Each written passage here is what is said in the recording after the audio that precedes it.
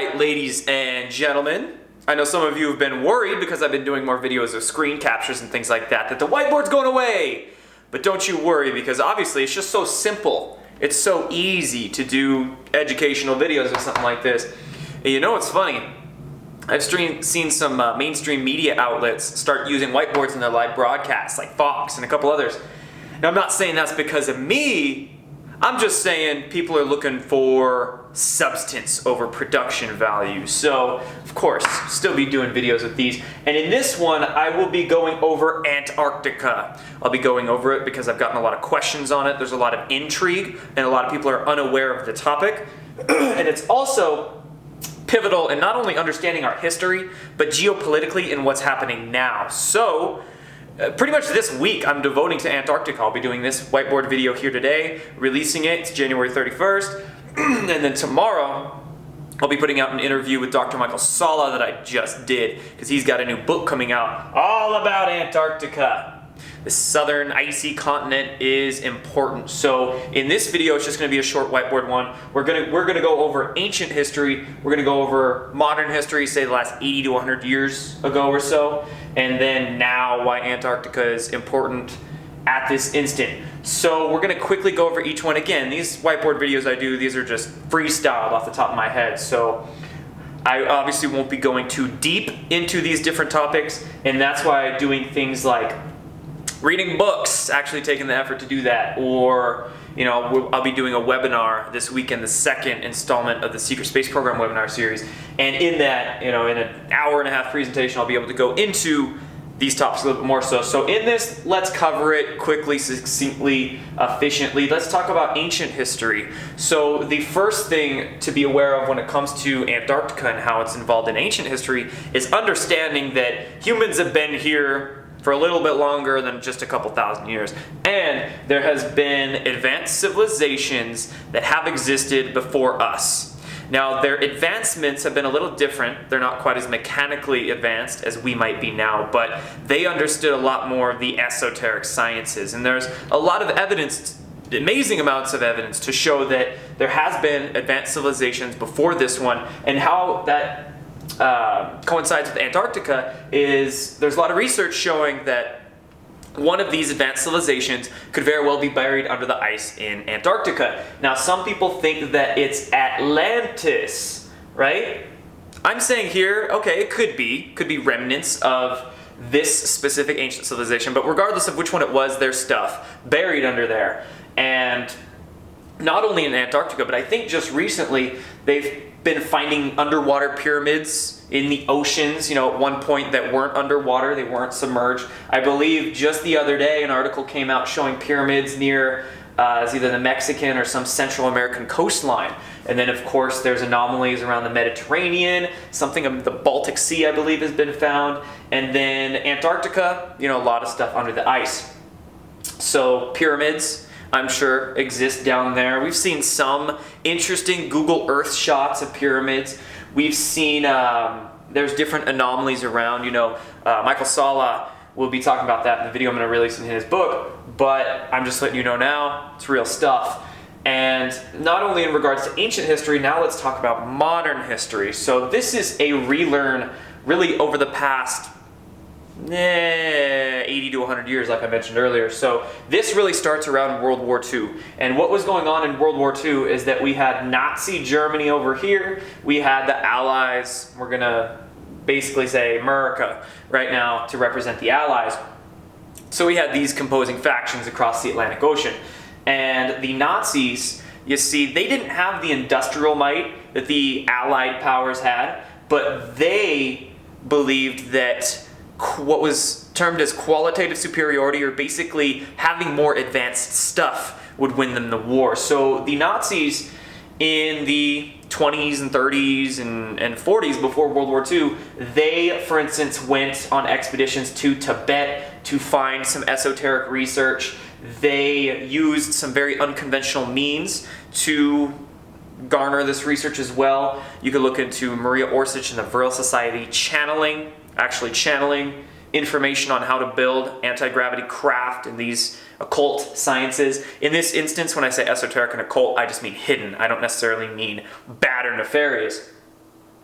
So they used channeling, and there was also technology exchange that the Nazis did with very conquest-oriented, nefarious, non-terrestrial beings. So with all those things being said, when it came down to World War II, because of the expeditions and the research and development that the Nazis did, they had some prototypes of advanced anti-gravity stuff. They had a lot more advanced stuff than the Allies had. But the thing is, the Allies, they had more tanks, they had more men on the ground, and Germany didn't have enough of their really advanced stuff to beat all that yet. So while the Allied powers invaded Europe, the Nazis basically took a lot of their advanced R&D, research and development, and brought it down to Antarctica.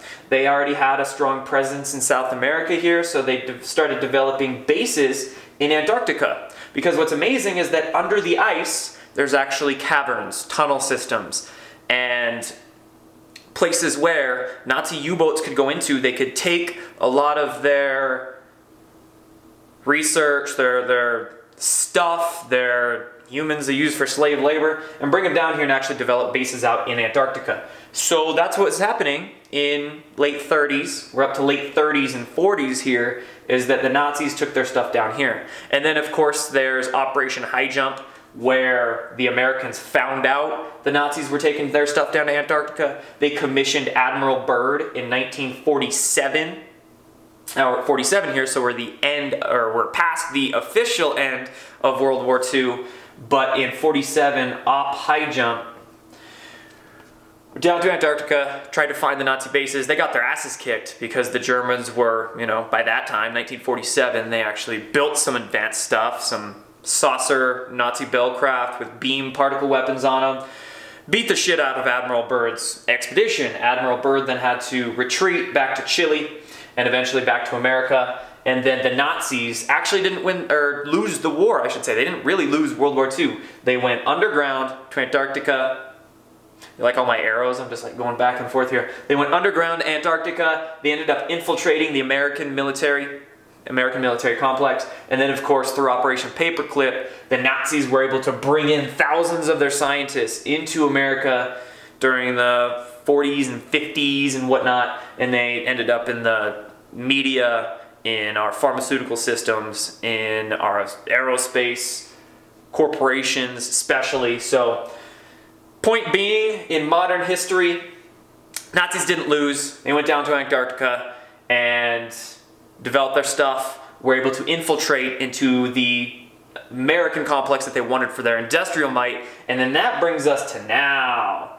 So right now, this cabal that's Nazi / Zionist / deep state / basically just the evil powers that be on our planet. There's many factions, many names you could give for them, but in essence, the deep state has still bases, I am sure of it, in Antarctica, different, black, off the books, highly top secret, super classified, various bases and programs still down in Antarctica. Now, what's going on is that a White Hat Alliance is, of course, trying to defeat this deep state by taking out their Middle East components, taking out their Rothschild Europe components, taking out their, the infiltration they've done into America. And of course, Antarctica still having a lot of the bases and technologies and things down there. It's going to play a pivotal part.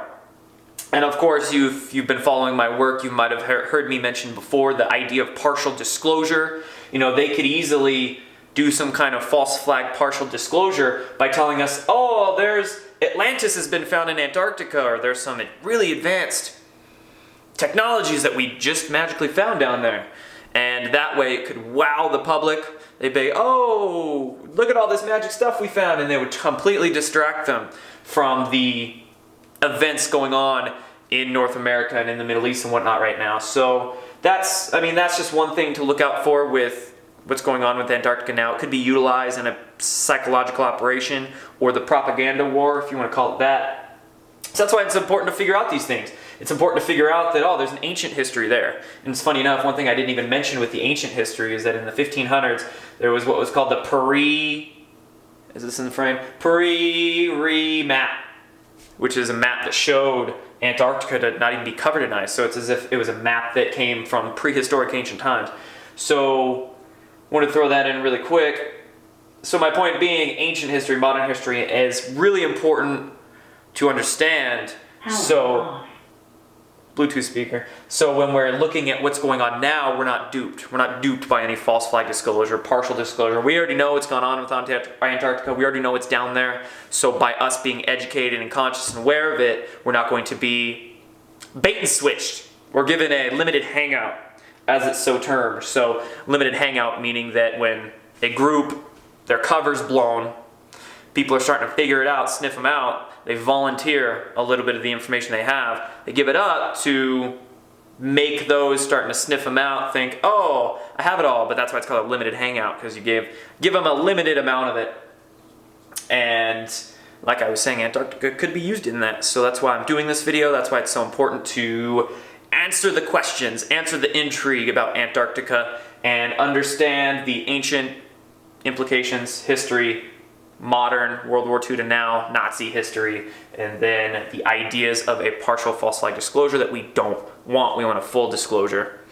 Disclosure of all the black projects, the true history of us as humans, what's gone on here, right? What's really going on with the media and education corporations. So anyway, thanks guys, that's about all for this one. Again, check back tomorrow. Be releasing a great interview with Dr. Michael Sala, and then on Saturday, the second installment of the Secret Space Program webinar series that I'll be doing a presentation somewhat focused on Antarctica, and then also be releasing some more William Tompkins material. So thank you all, take care, peace. Also, wanted to give a quick shout out to Alexis Buck at the YouTube channel Ascension Diaries. She's the one with the awesome artwork. You already know I wouldn't be able to draw all this stuff, so she's got some good videos and whatnot. Go check her out. Peace.